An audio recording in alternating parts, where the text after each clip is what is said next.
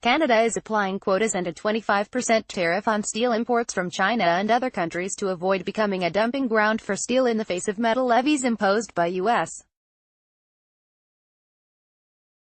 President Donald Trump. Canada will erect new barriers to any flood of shipments of 7 types of foreign steel, and will issue refunds and exemptions to some Canadian firms on tariffs paid on imports from the U.S. Prime Minister Justin Trudeau's government faces continuing trade tensions with the U.S., which hit Canada, the European Union and other nations with tariffs of 25% on steel and 10% on aluminum this summer. Canada responded with its own tariffs on steel and aluminum and other products. We have discussed safeguards with the government for a very long time and feel like there is significant evidence in favor of it, Joseph Galimberti, president of the Canadian Steel Producers Association, said before the announcement. The safeguard is a warranted and badly needed action. USMCA tariffs. While Canada and the U.S.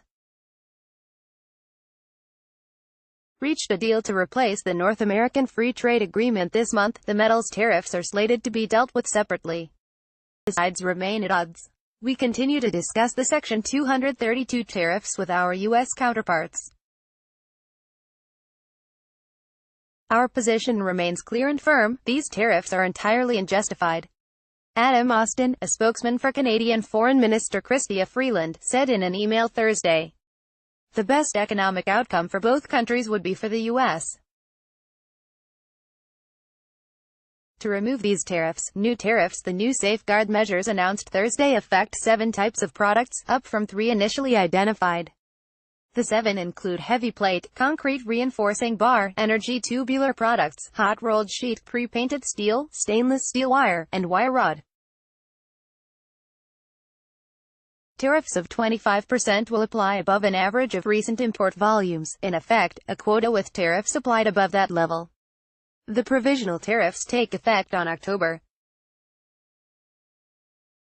25. The Canadian International Trade Tribunal will hold an inquiry on whether to eventually finalize those. The new quotas and tariffs will affect countries such as China and Turkey, but not Canadian steel imports from the U.S., which are already subject to other duties. Chile, Mexico and Israel are also exempt, as are some developing countries. Refunds, relief. The targeted relief for Canadian firms includes refunds of import tariffs paid to date on steel and aluminum products that Canada is facing shortages of, for certain firms. Those whose claims are accepted will be refunded tariffs paid so far, and also won't have to pay them going forward, either until the end of this year, or indefinitely, depending on how severe the shortage.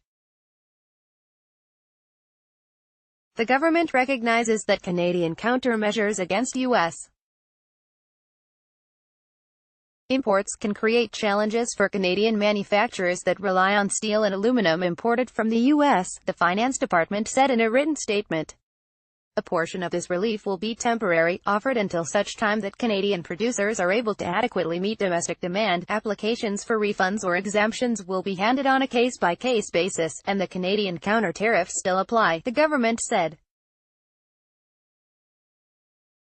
In August, Finance Minister Bill Morneau announced a consultation period to look at potential safeguard measures that would be applied if it found that producers are being harmed. Bloomberg News first reported in June that the Trudeau government was looking at new measures, including a combination of tariffs and quotas, that would target certain countries including China to prevent steel divergence into Canada. By Natalie Wong and Josh Wingrove.